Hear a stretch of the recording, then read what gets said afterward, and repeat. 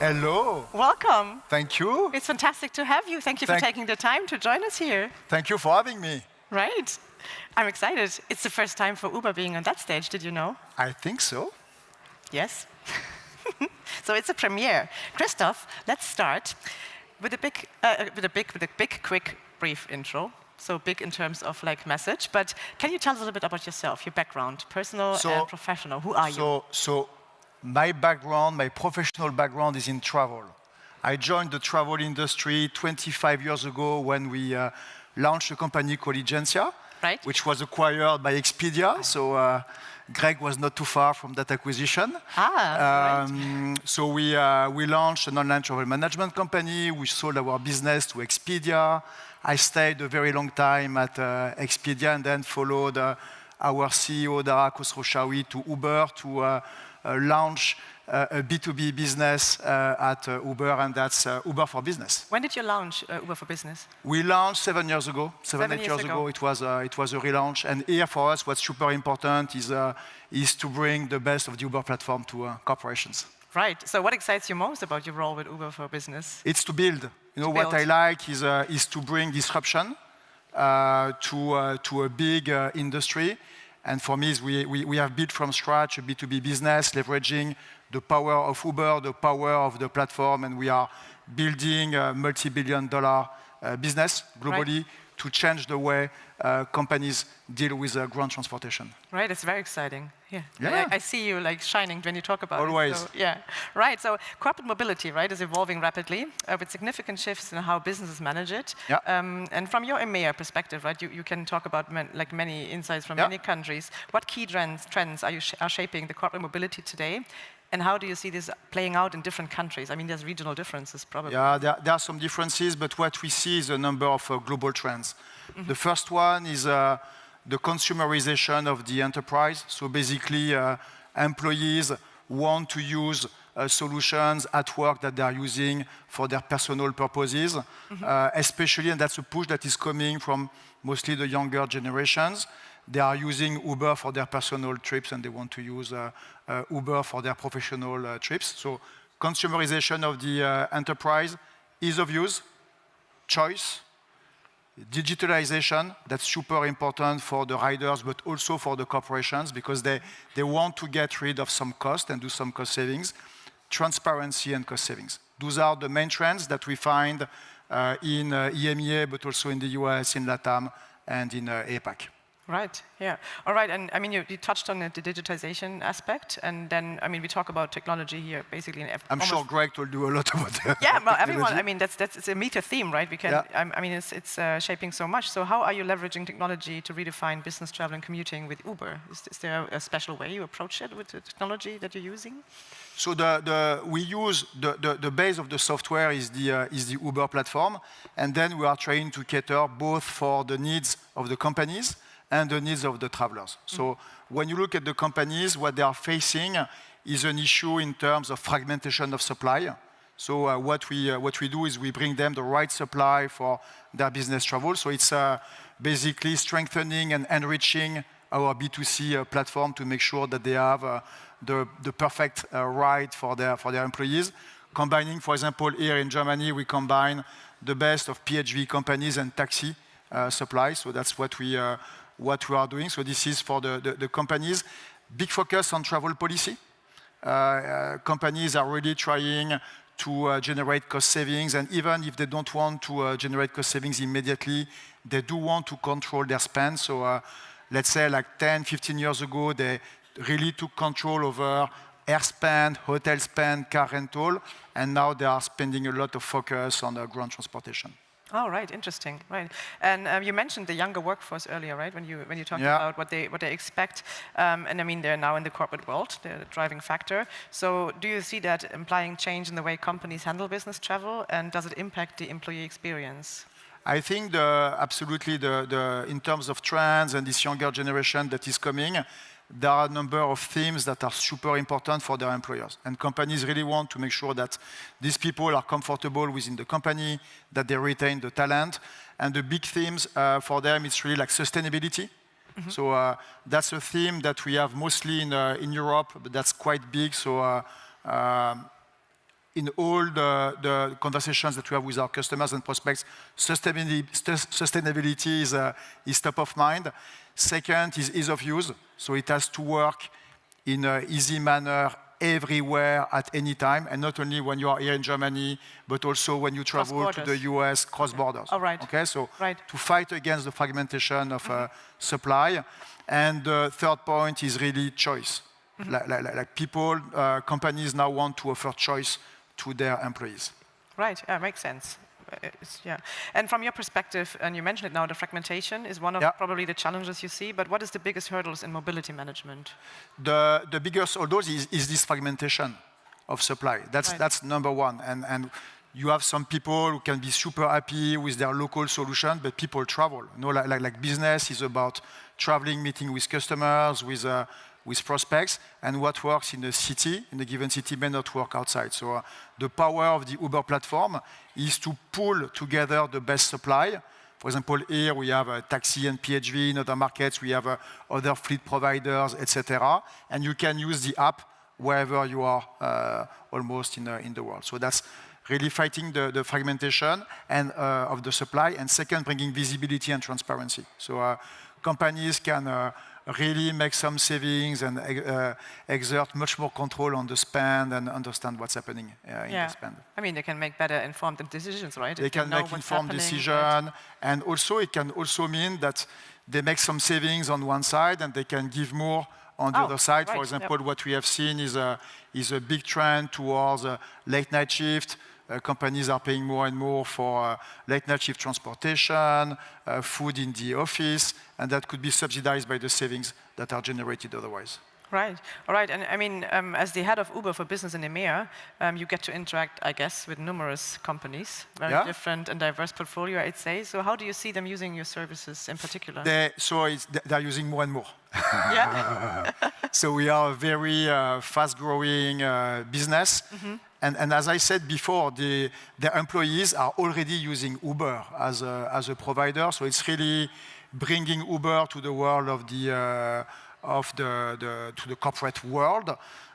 So we see this where companies say, hey, it's another solution, and our employees have the choice. Some companies say, no, that's a unique solution.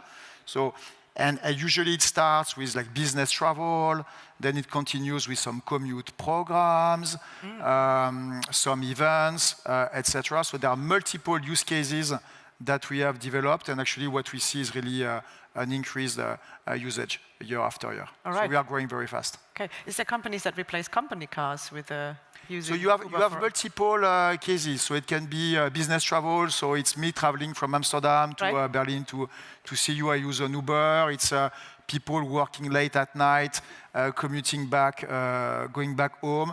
And some companies are also reducing company cars. It's not the only use case, but it's one of the use cases that companies are thinking of for two reasons. There is a cost angle, to be very transparent.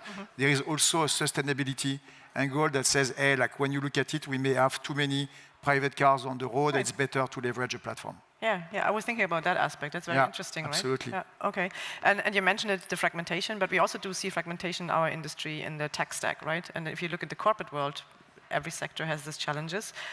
So you say you're working with all these companies, but how are you integrating into this broader ecosystem of travel, expense management, and corporate services? I mean, it's also very complex, right? So it's complex. We want to be part of this ecosystem, and we have started integrating with the main expense provider, because that's where companies get the most benefits.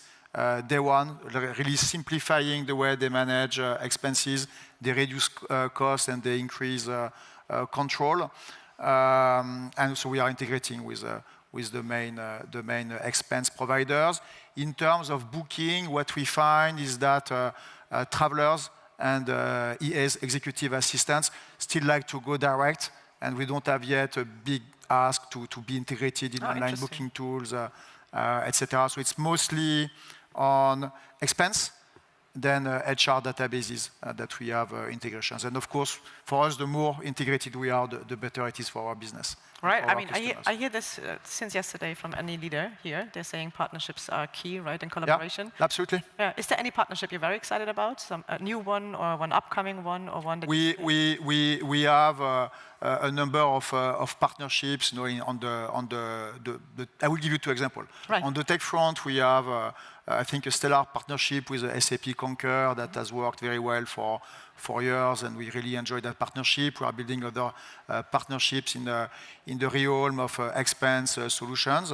So that's one type of partnerships. The second one for me is, and something that is close to my heart, is a big program that we have in Saudi Arabia, which is called the Wusul program, that aims at transporting women from their place of work, from their home to their place of work, and that is subsidized by the Saudi government. Wow. And that's something where I think we can combine both the power of the platform, and I think we are doing very good for the community in that country. So for me, that's quite rewarding. Wow, yeah, it's a very exciting It's exciting, and we are really trying to force ourselves to find new use cases and see how we can help the community, which is the case for the women transportation in Saudi. But we are also thinking very hard about how can we reduce the number of cars on the road. So another interesting project that we have is to work on multimodality, whereby we deliver and we help support the first mile and last mile, like from home to train stations, and then train station to work. That's what we are doing again in Saudi Arabia with the RCRC, but also that we are doing here in Germany, where when you are at the last station of the S-Bahn, you can have a fixed fare to go from the train station to home. So that's the type of partnerships that we are doing to find new use cases and interesting angles to be part of people's daily life. Yeah, very exciting. Thank you for sharing. And give us your future vision. Paint us a picture. If you look ahead 5 to 10 years, what's your vision of the future of the corporate mobility? I will say some things that are very basic, and I hope I will not disappoint you too much. But tech will continue to move forward. For me, that's very clear, and in an integrated manner with more and more partnerships and integration within the ecosystems. That's number one.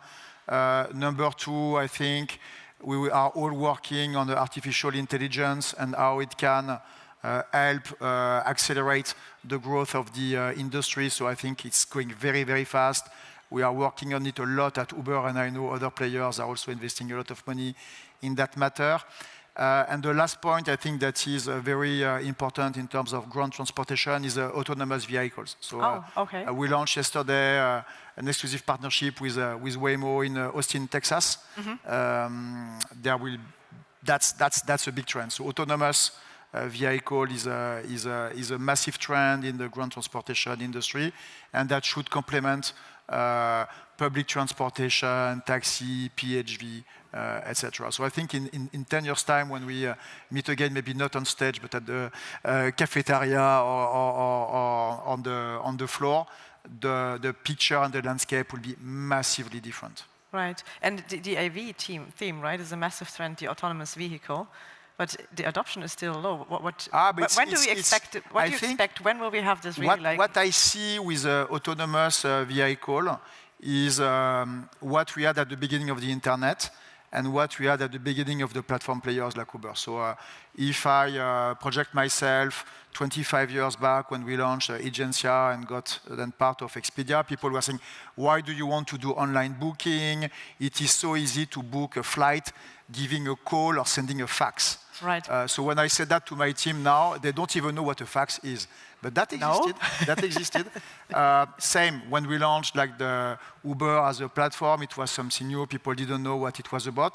And when you have a disruption, right, it's always slow. So you see the wave, you don't really know how it's going to shape, but at some point it happens, and the day it happens, it accelerates. And I think that's what we are going to see with autonomous vehicles. Right. Once it takes off, and of course there will be ups and downs and a lot of work involved, it will accelerate. And I do believe that our strategy to have multiple partners on autonomous vehicle on the Uber platform is a very strong strategy, and that's going to accelerate in the years to come. Wow, well, I'm excited for it. I would really welcome that, right? So Yeah, it's also a factor of automation, right? Making our lives easier. Right, Christophe, are you up for some rapid fire questions? Always. Always? Always. Okay. Well, I get the sense that you're very spontaneous. That's very good. So what's the first job you ever had?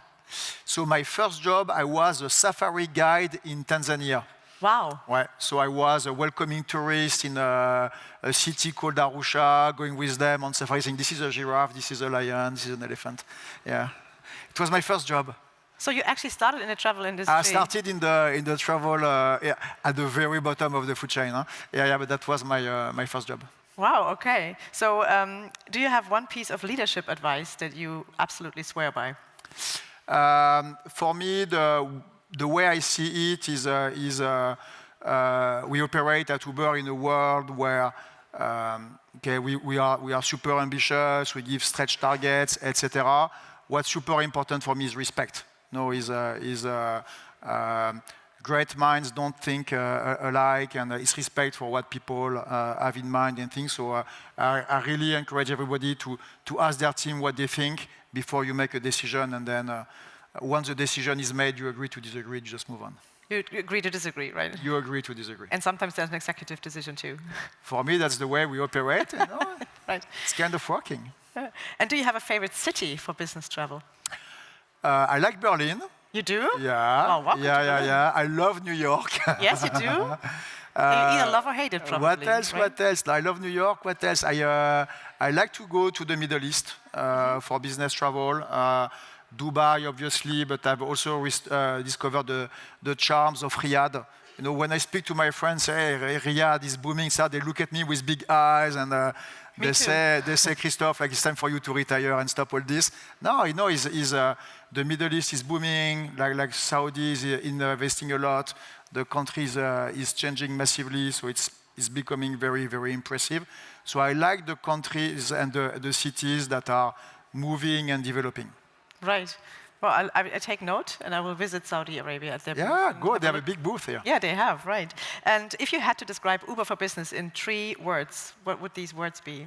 Passion, ambition, and customer-minded. Right, we love that. Thank you so much. Everyone, I enjoyed this thoroughly. I hope you did as well. Please, a warm welcome to the head of Uber for Business EMEA at Uber, Christophe Perrimat. Thank you so much. Thank you so much. Thank you.